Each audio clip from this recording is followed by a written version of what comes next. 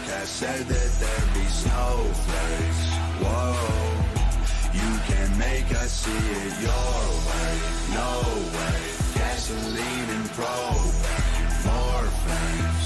Oh no, no more snowflakes. We can all get along, but there's no stopping. Ay, everybody's wrong, that's a real problem. Ay, they don't want to hear it, but they still talking. Ay, soon enough, we running out of options. Ay, this ain't gonna end till it's in the coffin. Ay, we ain't gonna be friends till we try to squash it. Ay, I don't know how we can make amends or we drop it. Snowflakes melt when it's hot, kid. Y'all are so fake.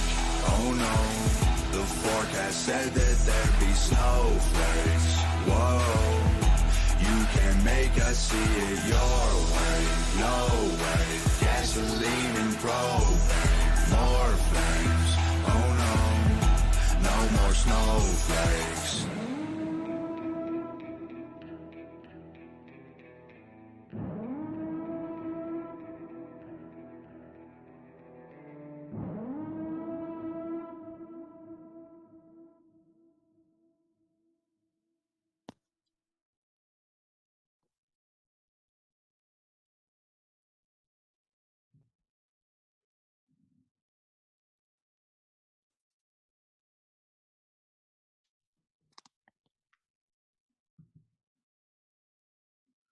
Okay. Good evening, ladies and gentlemen. How are you guys doing tonight? Welcome to HeartMind Expressions. I'm AlexSpielman, and I have my co-host here, McClure. How are you doing, Sue? Hey everyone, I'm doing awesome. I'm doing really, really awesome. We had a lot of good things happen this week. A lot of good things, a lot of interesting things. Yeah. As the old quote goes, I laughed, I cried, it moved me. Yeah, and then I moved over. And then I realized I had a quarter of the bed left over for my own use. Anyways. So you got two of us. Alex is unavailable, Dr. Bloom, and Amária is currently with family, and so she has previous obligations. So you got us too, and we got an interesting show tonight. As we mentioned last week, we're going to be talking about Halloween and history of that, but also we have to talk about the 10,000-pound elephant in the room, the largest purchase of any social media property ever in world history, from my understanding. Yeah, I don't know anyone who could spend that much money in one setting. They always say when you get a lot of money, don't spend it all in one place, but I think this is a record for spending a huge amount of money in one place. I think it is the most I've ever heard anybody spend anything on anything at all. Yeah. Well, mine's the government, but we can't count that. We're just talking about a private citizen, you know? I mean, that government contract money must be really nice sometimes. Yeah, the government contract stuff is in the trillions. That's crazy stuff that they're doing. Mm-hmm. I can't even imagine spending that much. But, you know, spending something even up in the billions is amazing. And, you know, it reminds me of when, when your parents would complain, things, money's not growing on trees. Apparently, he has a whole garden of them in the backyard. Well, actually, money kind of does grow on trees, doesn't it? I mean, it's made out of paper, right? It's not paper, it's cloth. Okay, all right. It's cloth. I stand corrected. It's a special type of cloth or textile mixed with a few other ingredients, ink, and other safety features built in. I guess I'm used to calling it paper. Yeah, well, it makes sense. So, yeah, this whole Twitter thing, and I was watching the video, and I guess the one employee there did the kind of a day in a life at Twitter, and she was basically showing all the amenities that Twitter had to offer, and I was kind of like, yeah, that's every office in the United States has all of those wonderful amenities. I mean, they are literally spoiled working there. I mean, who gets to have a place where you can drink wine at work, you know? Right? I thought, it was always interesting. I was always told that intoxication at work is a bad thing. Yeah, You could be, I you could know. be I sick. mean, you don't need. I'm assuming you have a yoga studio at your work, right? I'm assuming you have catered meals. Yeah. You know. I'm assuming everybody has beanbag chairs and a place where they can decompress in a private room with a computerized panel. Yeah, and a roof deck that's like totally relaxed with a view and all that. That is not a job. That is a social club. Yeah, I don't know. I liked it how Rob Schmidt from Newsmax, he was actually saying it's pretty much like an adult daycare. I love that. And we want to put these people in charge of the world. I'm very concerned Yeah, about I that. mean, really, it makes you actually think that you shouldn't put their opinion into much stock. Yeah, when they say that these things matter, I'm going to say maybe not. Anyways, Entitled spoiled brats. And I know some people said, well, you're just jealous because they got it good. No, I'm, it just it seems like it was 80% R&R and, the rest work. all work and no play makes Jack a dull boy. Yeah, was it the other way around? All play and no work uh makes John a soy boy. Oh no, right. Anyways, so it was fought today. The Securities Commission has said it officially is now under Elon Musk paying 448 billion US dollars. That's billion with the B, guys. That is billions with a B. We're talking nearly $500 billion. You could pay a nice amount of the US debt with that much money. I mean, it's not going to pay off all of it, but we're talking about a nice little chunk of it. You could buy a few tanks for that money. You could buy a few aircraft carriers for that money. You could a bunch of times over, actually. You could aircraft carriers are only like I think 150 million. I don't know the exact each. I believe those numbers are classified, to be honest, but somebody said, but I wouldn't know. I never tried to buy one. I'm just curious. While we're talking about this, how much does it cost? The aircraft carrier.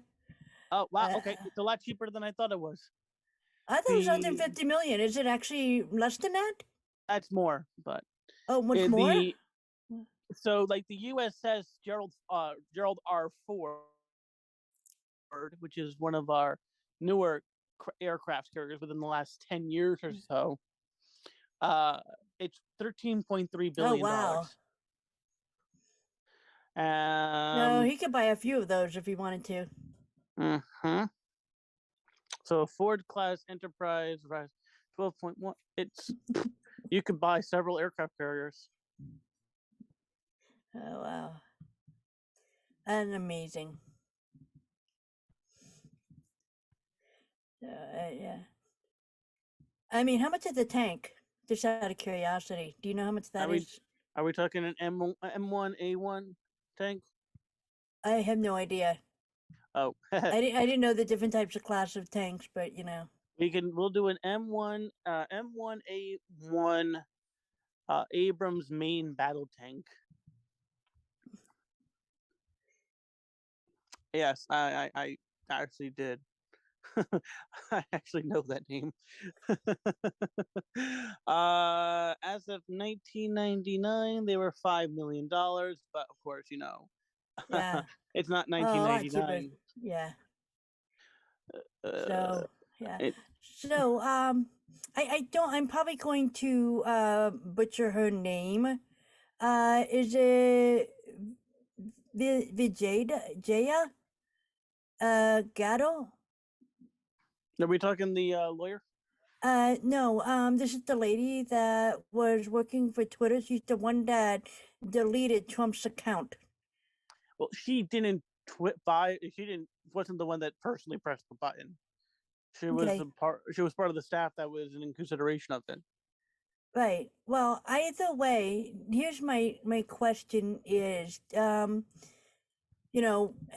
his account deleted on Twitter, and he was the sitting president at the time. So, would that be considered as treason if you tell the president to basically shut up and block him from, publicly It wouldn't be putting treason. things out? That wouldn't be treason. Okay. You I was are kind of allowed. wondering. I mean, you could potentially argue.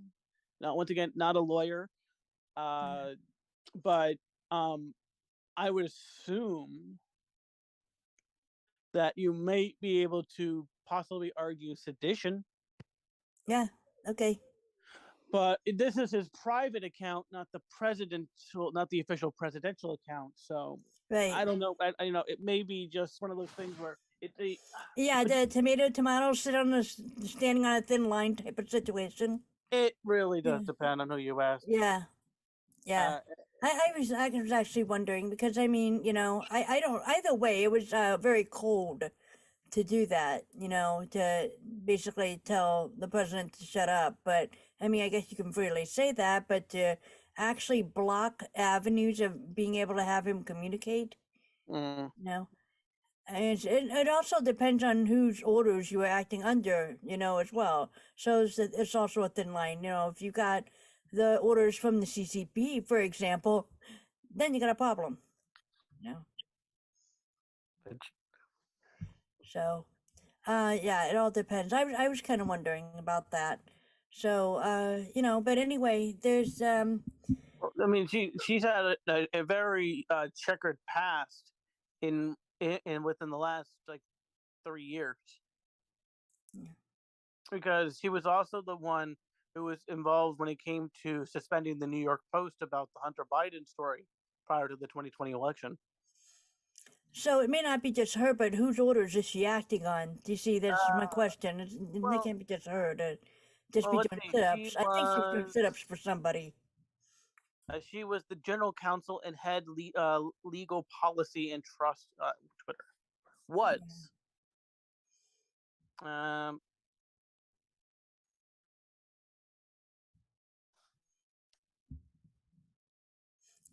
Yeah. So, it's as the takeover happens, I kind of joke about that. People were just gonna have to kind of get their bathing suits on and be ready for a bunch of liberal tears. It's got a lot of people that are very upset that they're losing their nice, comfortable job. But a really interesting thing that actually happened was that Elon got a bunch of his text from, I believe it's Tesla. Yeah. And they started sorting through the code and actually locked out the Twitter engineers. Oh, wow. So they couldn't even edit anything while they were there. Yeah. Mm-hmm. So we will see in the coming days of how bad is or what they were up to. One of the biggest questions that they wanted to know was how many bots, were sitting on the account. So hopefully we'll get to find out. We'll just have to wait and see how all of this will play out. Mm-hmm. We should, because it's still early in this whole thing. Yeah, I mean, you just got done letting everybody let it sink in. So let's just sink it in. Yeah. Yeah, definitely. And he literally brought in a physical sink. He literally walked in with a sink basin into Twitter headquarters. Let that sink into with you guys. That is the most based thing I've heard in quite some time. Literally, and, it reminds me. I can just see the picture of him putting that in a display case in the lobby. Well, he goes, "Hi guys, where do you want me to put this?" And he just sits on a show and they're like, "What are you doing?" Well, it looks like you won't be needing this wine here. It looks like you won't be needing that and this and that. And it's like, oh. Yeah, because so it will make changes. They will definitely be making they're changes, you know. making a lot of Uh, changes. yeah, so it'll be overhauled. But, you know, I mean, when I first saw him bring that sink in, I was kind of like, yeah, he's moving in, including with the sink. So, It's you know, it's this. Remember the saying, "Everything but the kitchen sink," right, yep. but looks like it's everything, including the kitchen Yeah, sink. exactly. And more of a bathroom sink, but, you know, still, who's counting? It's a small little sink for, like, say, a kid. Yeah, well, actually, that's still impressive that he did that. That was really good, and he has a sense of humor. So, I mean, at least getting a boss with a sense of humor. And I mean, he is now the head twit. Yep. Literally, what his Twitter platform thing says, it says he is the chief twit. Yeah, the bird is free. Bird is free. Yeah. It should be interesting. Now, going on to Twitter feels completely different. I mean, he hasn't done too much. Oh, I actually gained. What the heck? How did that happen? While I'm actually talking to you guys, I popped into my Twitter, and all of a sudden, I'm gaining followers. I haven't gained a follower in quite some time. Yeah. Well, I'll see how many I have. I don't have a huge amount of followings as far as I know. It was kind of funny though because before he walked in the door, I had like over 200 followers, and then it started going down. So it You was like currently have you down to currently have 190. So you're currently at 200. you turned to 200 and back up to 200. I was over 200 recently, like 206. If So yeah, and then it went back down to 190 something, and then I haven't seen it gone back up since. So that's good. It went up a little bit. I'm glad. apparently the entire data engineering team was laid off today. Wow. Um, this should be very, very interesting, especially since we're still at this point bringing a whole bunch of things. Well, I figured a lot of the employees that are there are very distracted and biting their nails and finding out which ones are going to be let go and which one gets to stay. So I was kind of having fun posting things on Twitter that I probably wouldn't normally get away with to see what would happen. And I'm still there. Apparently, you just saw my followings. uh-huh. I figured while they were distracted, I would have some fun posting stuff. Very, very, very right-winged. See what would happen. All right, so apparently one of the other things that Elon is going to be introducing is this thing called, one second, he has a name for it. The council, it's a content moderation council. Okay. And so instead of having just like a legal team and your fact checkers and stuff like that, you're actually going to have a group of people who are of varied political persuasions and just philosophical persuasions, which I am perfectly fine with that. Yeah. If we have enough people from different points of view, I think that'll only make things better. Yeah. Basically, you don't want to say anything on Twitter that when they say it's harmful, basically, in my definition of harmful, it's you don't want to be threatening other people's lives and things like that. So otherwise, you should be able to say whatever you want. My definition of free speech is being able to say how you feel about something without any, severe repercussions, if you will. And it's just that I noticed that some of the people on there, we were actually talking about it on Rob Smith's page. He was kind of touching on the whole free speech thing, and we had somebody on there that messaged me kind of in response and was saying that free speech is, they believe that basically that it's dangerous. And, hate speech is dangerous and all this other stuff is dangerous. And I'm like, well, here's the thing. As an adult, you have a choice of what you want to hear, what you want to watch, what you want to see. If you don't like it, put it down, walk away from it, turn it off, whatever. You don't have to engage in something that, you don't want to. You should be allowed, to have a free flow of information, because I believe that if only one side gives their opinion, you're going to have an echo chamber, and you're also going to have, just one side of opinion, and the other side is pushed away, shut off, turned off, not allowed to talk about it. That to me sounds dangerous, because if you look what we did with the whole, the sickness and the virus that was being passed around, they want it so badly that only one side was allowed to be talked about. And so we didn't have this free flow, free exchange of information and free exchange of ideas on what was going on about it. And so therefore, how dangerous would it be to only get one side of information, especially about the ouchie shots and stuff like that? And so people believe that this is the only course of action to take, because that was the only thing that was allowed to be talked about there. And what would happen if you find out that it was a lie, and then people took it and they didn't know about the side effects, they got sick, they got hurt, they died. I mean, I think it's dangerous to have any type of information that's flowing only in one direction. It doesn't matter if the left, the right, doesn't matter what your opinion is about it. You only have it flowing in one direction, and there's no way that you can have a conversation that knocks around on both sides of the topic. Then it can be very dangerous, and it can get basically politically biased. So I just think that it would be best that when we have free speech, we can have, I know it sounded like we're arguing, on Twitter, but at the very least, then different ideas are exchanged. Somebody even brought up that they said, well, why don't we just have the courts decide what speech is hate speech and what speech is, allowed to be used? And I'm like, hello, you're kind of defeating the purpose.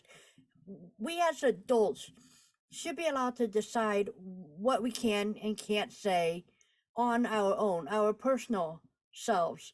And if we dislike something, we can let the person know politely we dislike it or disagree with it, and then maybe voice our own opinion. I mean, I just believe that's how it should be handled. There's a saying that I use, and it's actually from a game called Sid Meier's Alpha Centauri. But in one of the segments in the game, one of the characters goes that essentially the free flow of information is the only safeguard against tyranny, which is very true. He continues to say, beware of he who would deny you information, for in his heart he sees you himself your master. Yeah. Especially what they're saying in this is when an individual denies you the ability to have the free flow of information, they are basically trying to control your points of view on things and what you can actually experience. Thus, intentionally sabotaging your ability to see the whole picture. And that's very important, to see the whole picture, because what's currently happening with these big tech platforms, and not just big tech, but news and education and academia and everywhere, is this idea that an idea can be hateful, or it can be, wrong, or it's racist and stuff like that. First of all, what is racist to one person is not to another. And if you're so upset by it, why are you even trying to give it any type of energy whatsoever? So here we go, right? We have to have that free flow of information so that we can understand these things together.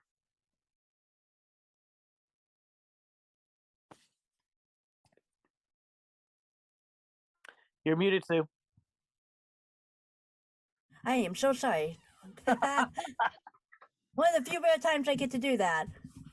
I'm in a club. I'm in a club of muting myself and forgetting. So I just don't see the point of having. I mean, I think the problem is society is used to having somebody, quote higher up from them to tell them what to do, and I think we have gotten away to being accountability to our own self. to what we say, what we do, what we chose to listen to, where to go, what to be, everything, because we don't want to be held accountable. So we say, here, government, tell us what we need to say, tell us what we need to do, tell us where to go, tell us how to live, what is the right answer, and when you take the bullhorn away, and say, look, here, you got your freedom. The chains get taken off and said, you think for yourself, you decide for yourself what to say, what to do, where to go, how to be. And it makes people uncomfortable, especially when they spent their whole lives, waiting for orders from somebody to what to say and what to do. So it feels weird to them. And so now that's where the backlash is going on Twitter. People are, especially what I call the liberal side, they're not happy with it, and they think that it's dangerous. This is what, they think that this free speech is what's going to cause, for example, the whole insurrection at January 6th. That's what free speech allowed these crazy tyranny things to happen. And I said, well, if you had free flow of information, you would have been able to see the videos of what happened. You would have been able to see the situation from all sides and different angles, and you probably wouldn't have had that particular attitude, but we'll never know. We had a lot of things suppressed. It's the same thing with the Hunter Biden laptop. When you have information suppressed, you're only going to see one side of picture. You ain't going to give a certain type of opinion. Yep. So, yeah, I welcome free flow of information. I welcome freedom of speech. I'm a big fan of that. I'm glad. So we'll see how in the coming days how Twitter is. And you'll see people. That's why people were jumping onto different platforms like Truth Social. That's why people were went to Rumble. That's why people went to Telegram. They went to different places where it was easier to talk freely and exchange information freely. So this is what will happen. And if you stay woke and you put these people under these more of a tyranny type attitude within your company, it's going to collapse under its own weight. So some of these companies will. I mean, just like what is currently happening to Meta right now. Yeah. Meta is in very dire straits at the moment, with Mark Zuckerberg actually losing about 10% of his net worth today. Yeah. And the reason why was because Meta was hit by campaign finance legislation, campaign finance violations. In Washington, Meta was ordered to pay $10.5 million to the to deal with legal fees, and then within the last few days, Meta's value has dropped by $700 billion. Yeah, that's a huge job. That's that's actually more than Twitter's worth right now. They bought from, so yeah, that's an amazing amount. And with and just with that, and there are another 24.7 million. It's just not looking good for Meta. I'm sorry, I cut you off. What was that you were saying? Well, actually, what I was going to say is like CNN. CNN ratings are literally in the tank. It's so bad that I was kind of joking. I think the employers are the only ones that are watching it now. There's very few public viewers. I'm joking when I say that, but the ratings are so bad that the Food Network ratings are far higher than CNN. So, which is basically saying that people would rather watch a pot boil than watch CNN. So, it's not looking good. But when you pump out a certain wokeness, this is not what people want. People don't want all of these gender changing, mutilation stuff. People right now are more worried about the economy, the inflation. They're worried about They worry about the stuff that has to do with everyday life, the market and everything. Worried about what kind of gender is and what color your hair is going to be dyed. Worrying about the whole climate change thing is not really on the top of everyone's ticket. Oh, so as I'm looking at stocks, by the way, as I mentioned that, you look at the stock market, you actually cannot even look at Twitter anymore.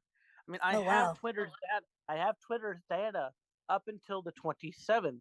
Today is Wow. the 28th, and the reason why was because when Elon Musk purchased Twitter, he made it a private company, which means it does not. It is not currently paid on the. Oh my! Oh, It's not on the wow. open market. Oh my God! So That's a as really, we really big change then. okay, so no, so listen to this. Meta, which is Facebook. Um, I went to look at theirs, and it's literally a drop, right? It's Is it a free literally fall? it's a free fall, all right. It it it, it I'm taking a dropped. look too. It dropped from $129.78 per share Oh my gosh. to Like a no, oh my gosh. that's the No, high I see it. that, that's the high number. Yeah. Now it dropped to just shy of under it's currently still dropping. It's currently at $99.20 per share. It has like this whole mountain range type of line, then it took a straight nosedive, like a plane crashing, and then just bounce, bounce, bounce, bounce off the ground. That's what it looks like. It looks like a chasm. It dropped into a chasm. Yeah.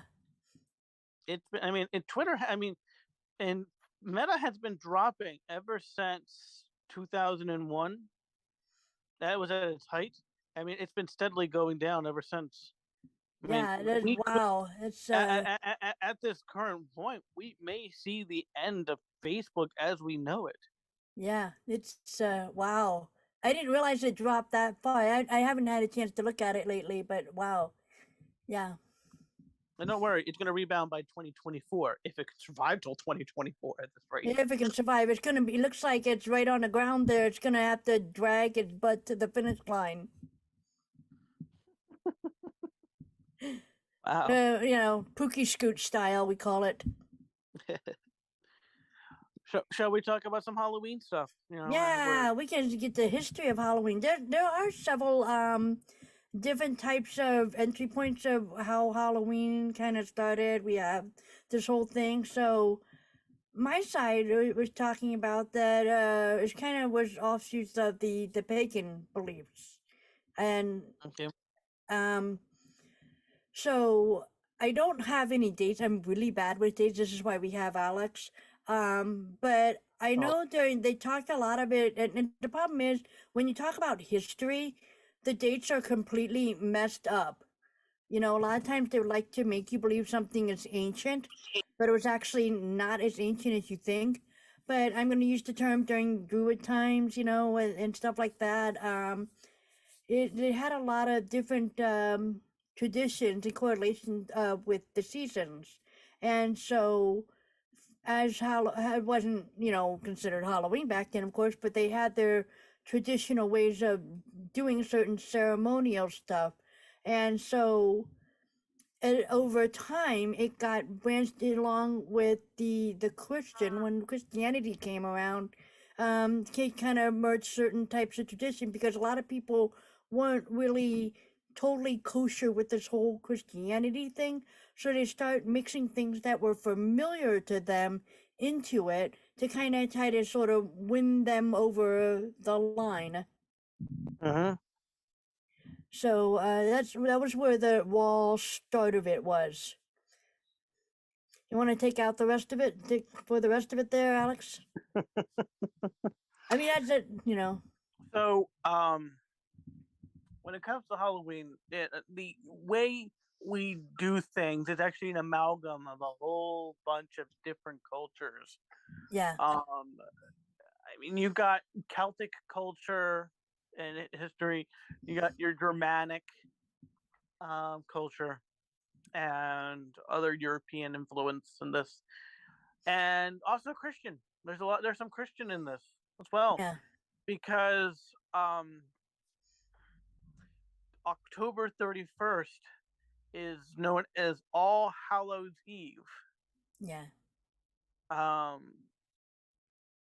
And it was to be the day before All Saints Day.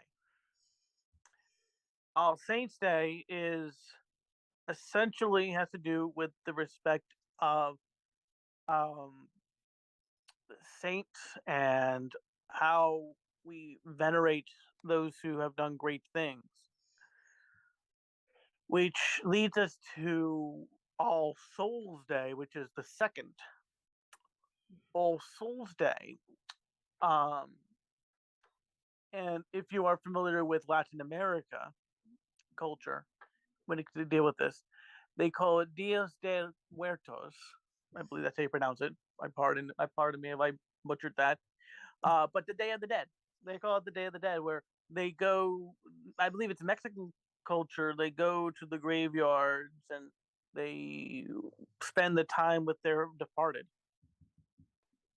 So it's a it's a day where we respect and we venerate our dead. That's really what happened. And what eventually happened is that we did a whole bunch of different things. Like we did the pumpkins. I believe pumpkins were from Germany, where they used to put jack-o'-lanterns outside to the um scare away the evil spirits. And I think in Celtic culture, Well, one of them, they actually used the jack-o'-lanterns back then. It was actually gourds in different types of everybody smaller. wore costumes. Yes. Yep. Yeah, it was a different type of smaller vegetables, and they actually used it as like a lantern to kind of light your way as well. You know, they would have like little holes carved into it, but it was like a gourd on a string and a stick. It almost like a fishing pole type of look, you know. And they would Mm-hmm. use that to light their way, and they would the whole trick or treating was different back then, but they would collect. At first, it was to collect stuff for the poor, and it was had to do with poor in general, or it had to do with your family if you were the one collecting it, and they would just go and knock on doors and basically beg for food or treats or whatever. And it was, most of the time it was just regular everyday food that you were getting. But the modern ways were kind of merged into all this candy and stuff. It became commercialized. Yeah, really badly. Mm-hmm. And unfortunately, a lot of our holidays did. Mm. A lot of the religious ones, Easter, Christmas. Yeah. And but the veil is the thinnest on Halloween, and a lot of unfortunately, we were talking about in the last show, we were talking about don't use like Ouija boards and stuff like that on that day. But it's the thinnest, and you will get entities on that day. You can also even get different types of good spiritual beings as well. People have been known to see an increase of activities of extraterrestrials as well. So the veil's just very thin on all counts on that day. Mm-hmm. Mm-hmm. And that's the whole costume thing that we wear was so they don't recognize us. So the spirits do not recognize us, and we should scare them away. Yeah. Is this kind of the whole negative thing that you want to scare things away? Because we can't politely ask them to leave, huh? I mean, it's not like you can go, hey, can you go and kindly clean your cubicle and leave? I don't think you could do that. And then you can't go over and go, that would be great. Mm-hmm. So, did you want to talk about some of the cores of the traditions? Feel free. I'm pretty. I don't really do too much with Halloween, so unfortunately, this is one of the few topics I don't know too much about, to be honest. Okay. All right. Yeah. So, are you does your family celebrate it? I mean, we do it as it's almost like a in a civil as a civil holiday, not as a religious or anything like that. We Yeah. just kind of have we kind of have like candy ready to go for kids when they come by, which should be very interesting this year, as this is the first year where we can actually where everyone's able to do things once again. Yeah, they've been having restrictions in the last couple of years. So, because of the sickness that was passed around. Um, Actually, the one year I wanted to actually go as a virus. It didn't play out very well. But it's we don't really celebrate the holiday. Actually, our family just kind of I allow I allow my daughter to just dress up in a costume and just we would just watch Halloween themed movies, family friendly Halloween themed movies, and popcorn and treats and things like that. We normally don't have candy in the house. So, and we kind of live on a kind of block where there isn't a ton of kids or anything. They all usually go somewhere else. So, it's kind of we kind of bland the holiday, but we do dress up and we do carve the pumpkins, and traditionally we bake the pumpkin seeds and eat those as well. We sometimes mix that in with the popcorn. So we kind of did just more of a light, fall kind of autumny activity type day. It's just but it's fairly quiet. But we don't One of make my the hugest deal out of it like some people do. Um, one of my favorite things I like doing is watching a lot of videos that have to do with haunted houses, yeah. because sometimes you just get some people that go into these really really scary haunted houses and you just see the reactions they get. I find it to be very amusing at times. I forgot the name of it. I was just recently watching that we have the most haunted hotel. I forgot the name of it though.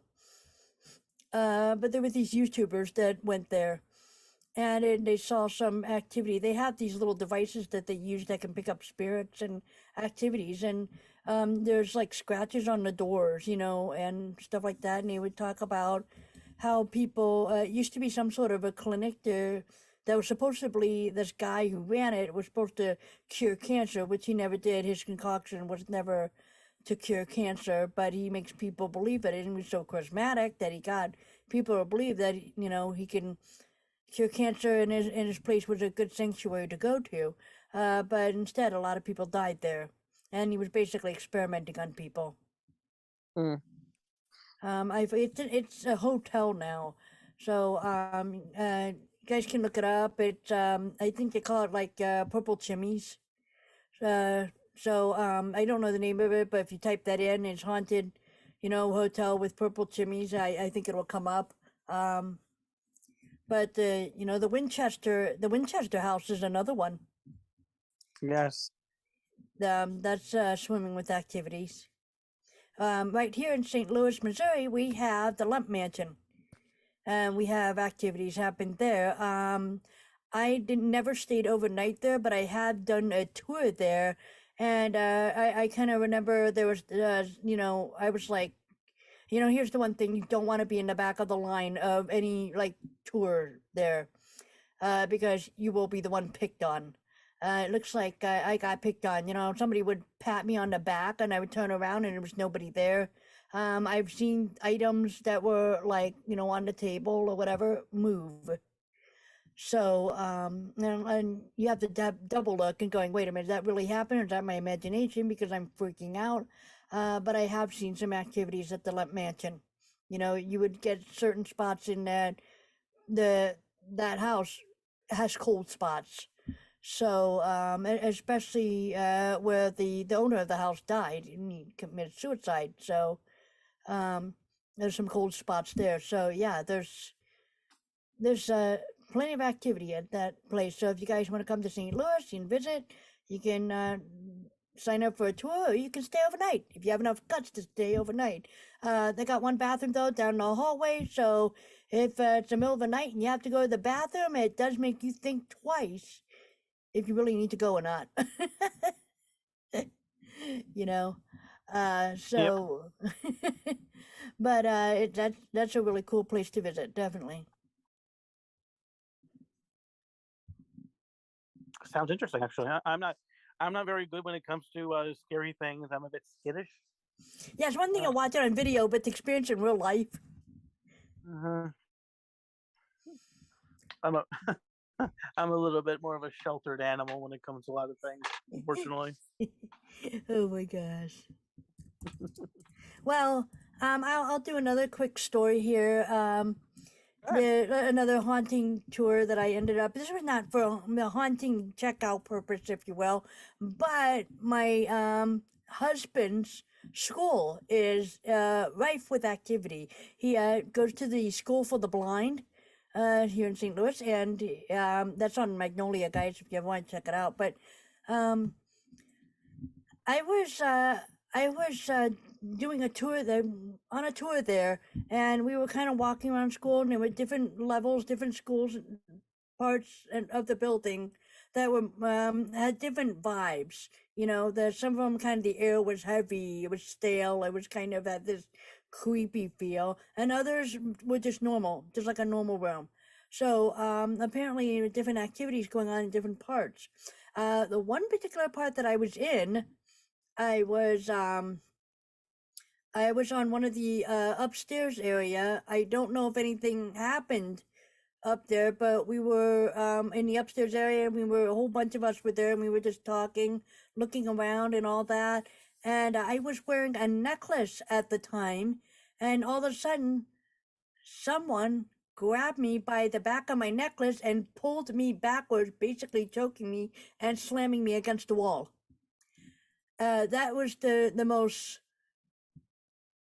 most creepy thing that's ever happened to me when it comes to haunting, and there was nobody physically was doing that to me, other than it had to be some sort of entity or ghost that was doing it. Nobody was behind me.